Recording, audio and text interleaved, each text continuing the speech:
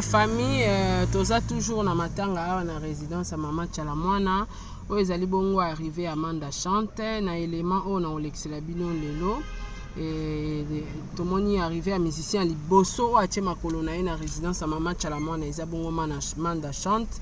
Na ba artiste et comédienne à liboso a na résidence ya Mama Chalamwana kolela na bandeko na eza Mama Top. Et puis toza pe na papa na biso Claude Machala papa na biso Jean-Marie Kassamba pardon yepe a tché makolo na na résidence à Mama Chalamwana yepe borola interview à Jean-Marie Kassamba interview à Mama Top na interview ya Manda Chante donc na tikeli bino temps bo landa na boke binyonso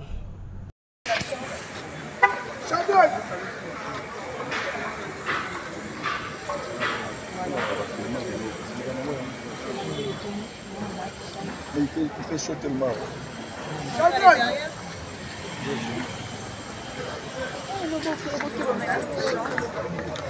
Allez.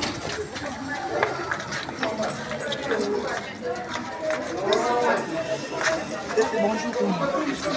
On a tellement de hôtel.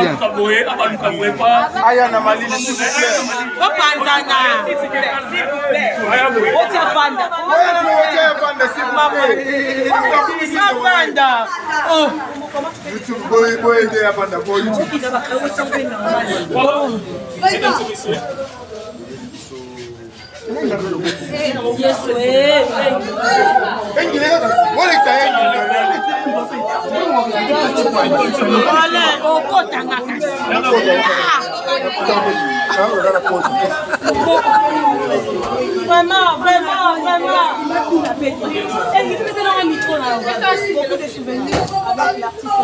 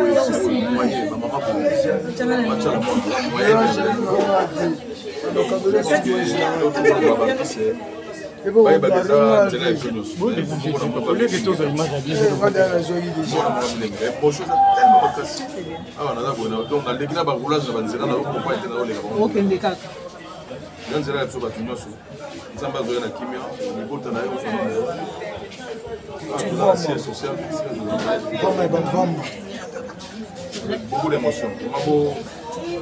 Pour encadrer les gamins bien parce que deux icônes. Là, il y a un ma tête à 2 mois, et Mbappé tu vois avec icône que Kende wana kata question il fait un grand Manda Chante pour comment va dire bébé bien au travail va faire bébé Mbappé tu vois que on appelle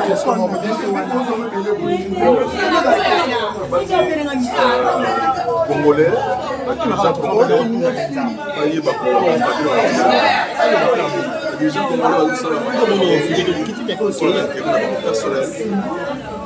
biso na baartiste tokosala poa makasi na gouvernement nyonso na mboka manda nyonso eyaka na biso baartiste tokosala poa nde tosalaka bamatala mwana bokobenga te mpona bana naza na mpasi mpona naza na mpaka pesene ezali nzembo batie nga nayemba te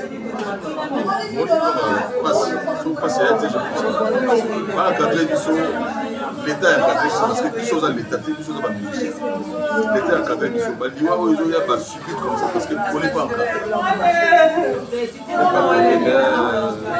nzela ya biso nyonso sikozoza tellement makasi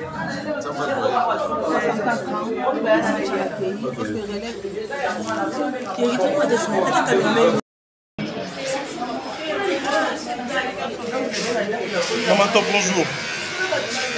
Juste un mot par rapport à la disparition de Maman Tchala Mwana.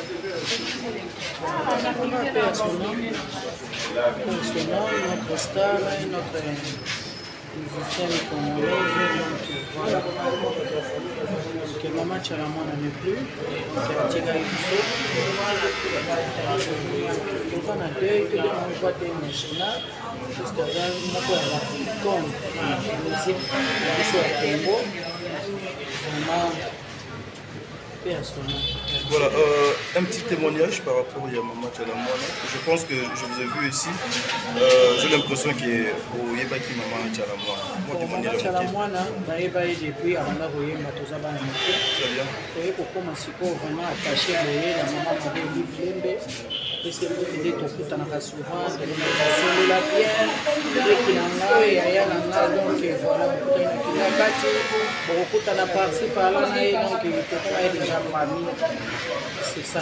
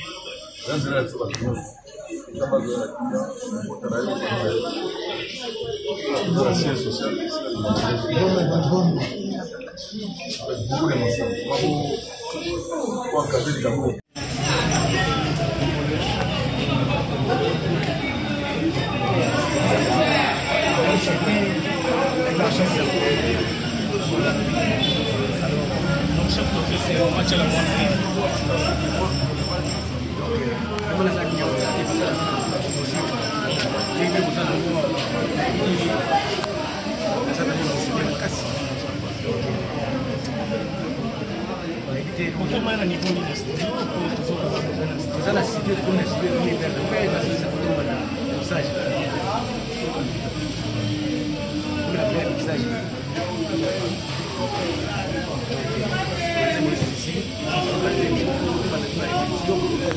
parce que le PD est dans l'ouest il y a Brazzaville et pas il y a des associations bem sempre no section de PD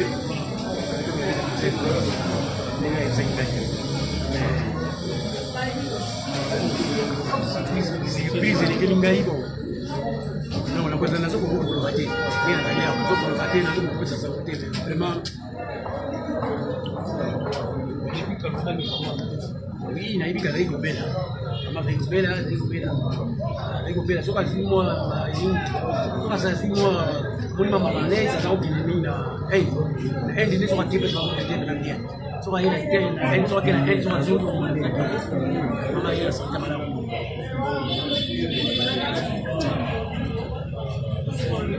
vraiment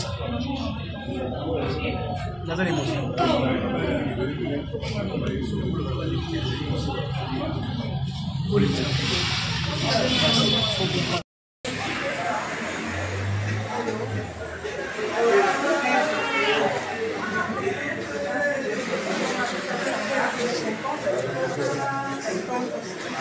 Bonjour chef. Voilà, comprenez, il est un peu...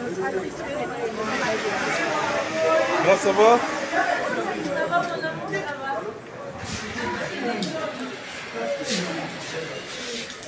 Bonjour, maman. Mes condoléances, maman.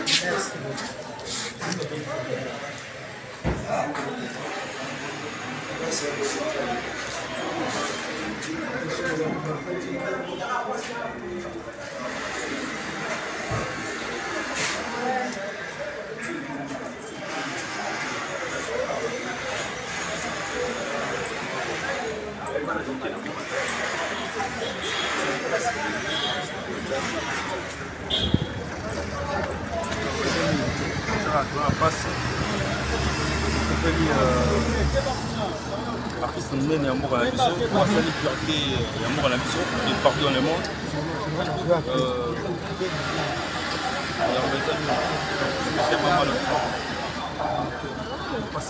donc bientôt sur la scène. Monsieur Jean-Marie,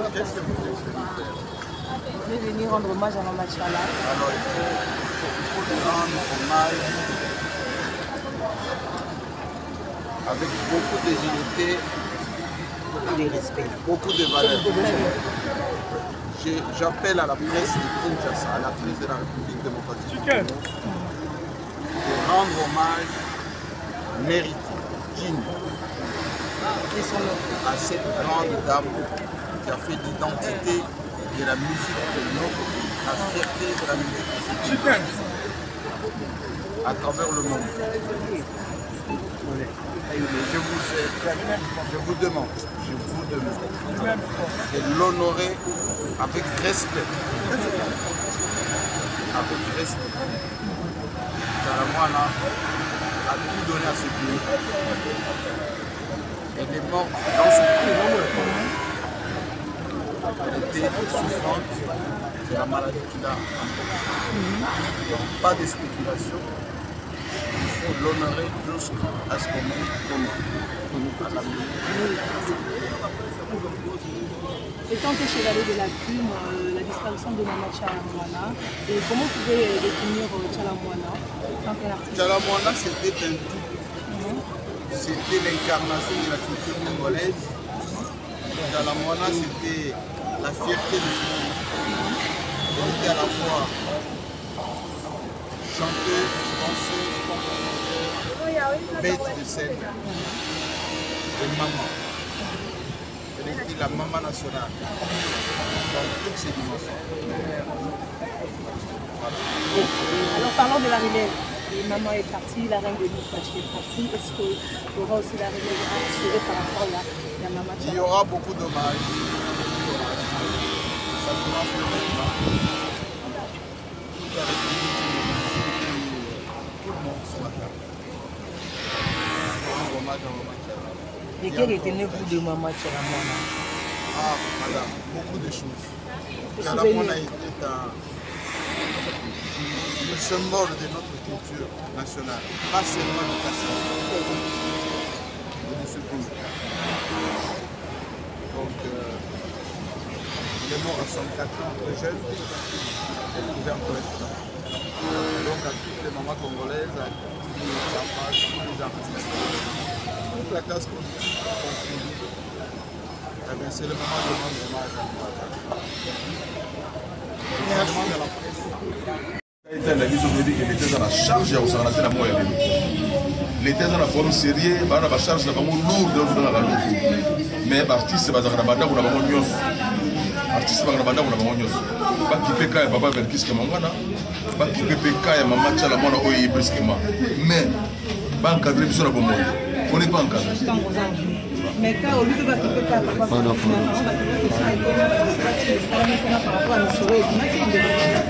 non masolo bimi on est dans masolo biso parce que ça l'organisateur bazali biso za ba simple membre ba simple musicien pour le Canada. Je pense que il faut tout gagner bien. Tout gagner bien. Bateau bazo ya na mona ninga politique ou soit dans la visibilité na bango ou soit pas mona bango. Je pense que eloko makasi ya bosala na ko da makasi bi makambo. Donc beaucoup de courage à la famille Verkis le sud parce que na kuta na Maman Tchalamwana et beaucoup de courage pour la maman pour la libota Maman Tchalamwana et beaucoup de courage pour la Kolo Tunangai Claude machallah. Zala to qui défendrait. Ah Zala faire un courage belle pas facile. Maman Tchalamwana il est plus risque. Merci pour le moment d'achat. Merci à vous révéler. Merci l'artiste. Merci parce que tu as bien expliqué ce que tu as pensé.